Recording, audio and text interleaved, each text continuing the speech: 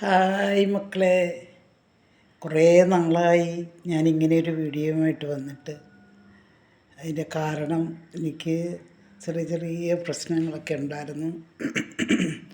മുഖമെല്ലാം എന്താ പറയുക, കറുത്ത് ഒരു കരിവാളിപ്പ് പോലൊക്കെ വന്നു.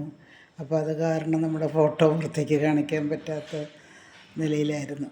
ഇപ്പോൾ അതൊക്കെ ഒരുവിധം മാറി കിട്ടിയിട്ടുണ്ട്. നിങ്ങളോട് എല്ലാവരോടും എനിക്കൊന്നേ പറയാനുള്ളൂ, നിങ്ങളോടൊപ്പമാണ് ഞാനും, എന്നോടൊപ്പം നിങ്ങളും ഉണ്ടാകണം. എല്ലാവരും എനിക്ക് വേണ്ടിയിട്ട് സബ്സ്ക്രൈബ് ചെയ്യണം, ലൈക്ക് ചെയ്യണം, ഷെയർ ചെയ്യണം. ഇനി ഞാൻ നിങ്ങൾക്ക് വേണ്ടിയിട്ട് ഒരു ടിപ്പ് പറഞ്ഞു തരാൻ പോവുകയാണ്.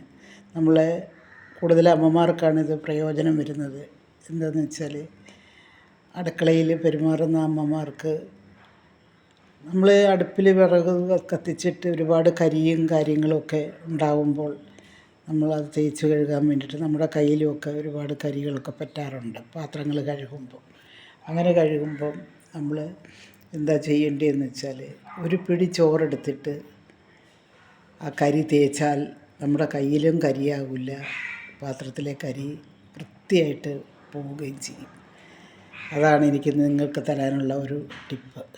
എല്ലാവരും ഇത് പരീക്ഷിച്ച് നോക്കുക, എന്നിട്ട് അഭിപ്രായങ്ങൾ അറിയിക്കുക.